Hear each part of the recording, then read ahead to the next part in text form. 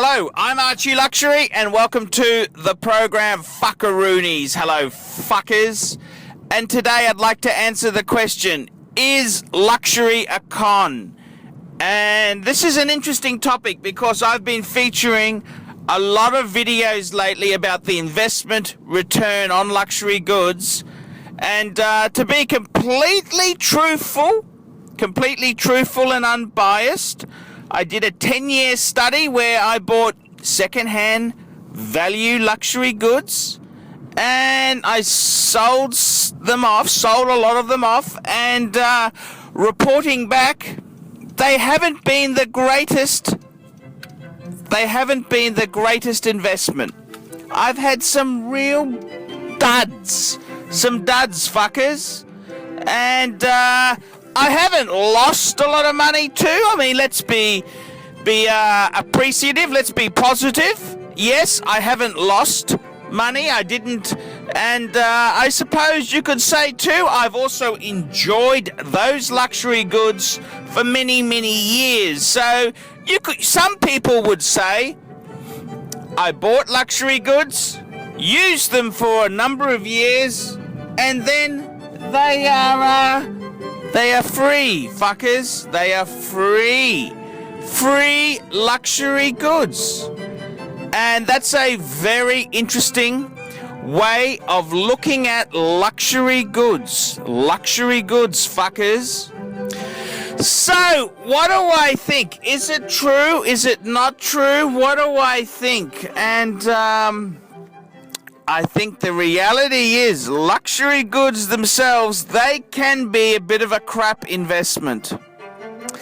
It's kind of sad, you know. We've had some huge increases in property, and you know the economy's had a bit of a roller coaster. But honest today, everyday luxury goods haven't been that great.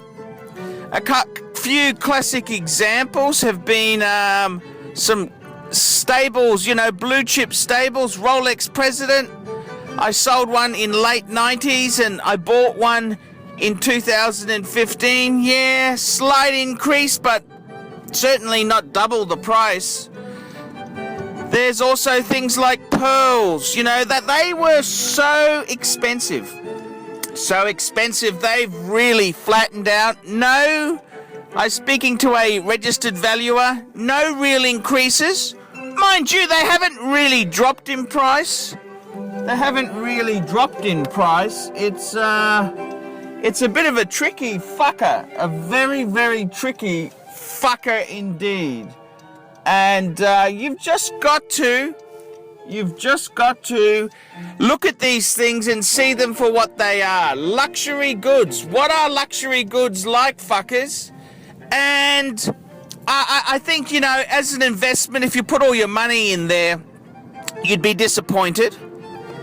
And pieces I've made a lot of money on, I've bought cheaply to begin with. So it's always the way. When you're a bit of a horse trader, you make your profit when you buy. When you sell, you simply realize the gain.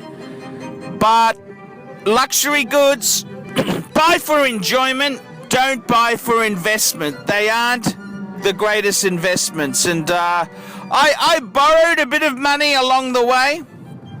I borrowed some money because, you know, I'm just a fucking lower middle class bloke. How else do you buy things if you just don't have the moolah? You got to finance it, a bit of leverage. And I don't like to criticize anyone for using finance because, fuck, if you were a goody two-shoe and you saved up and you only pay, you'd be such a boring cunt. You'd be a really fucking boring cunt of a person. And, you know, we have desires and we just got to make sure we pay our pipers. That's all I think you've got to really do. But luxury goods as a long-term investment, you've got to buy things you love. It's not buying it for long-term gain. You've got to buy things you love. And I'll be honest with you, that's why I bought the gold sub. Just loved it. It's obnoxious. It's obscene. It's just It's out there. And I got one of the fuckers on my wrist. I got a gold sub on my wrist. And that's a cool move. Very cool move indeed.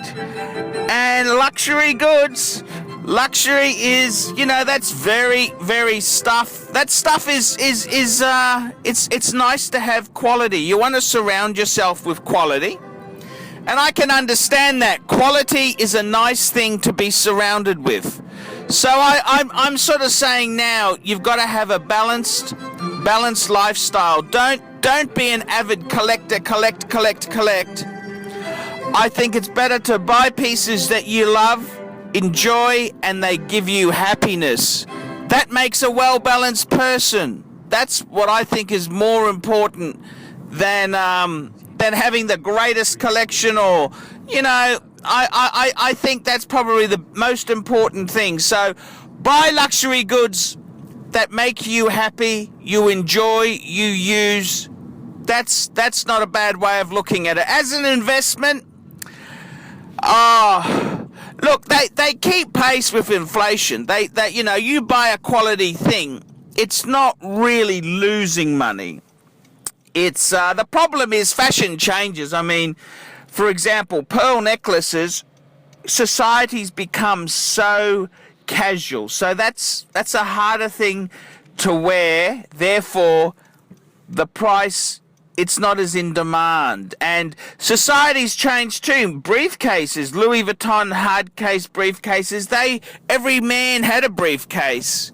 Well, not anymore. It's kind of, the fashion changes. And same with these ultra-thin, small dress watches. Well, yes, they're cute, but the reality is fashion changes. Time waits for no man, fuckers. Time waits for no man. And luxury goods, I think if you've got enjoyment, you've got to look at life and say, well, I've really enjoyed. I still would say buy second-hand, buy pre-owned, and you're not going to lose a lot of money. You've got to look at it this way. If you've had luxury goods you've enjoyed for a while, then you get your money back, okay. If you invested it, you might get a better return, okay. Ignore that fact. The dividend has been the enjoyment of those luxury goods. So I think that's important. I'm Archibald Chesterfield III, talking about luxury goods. Tell me what you miserable, foul-mouthed, nasty fuckers think of that. Nasty fuckers they are. Nasty, vicious fuckers.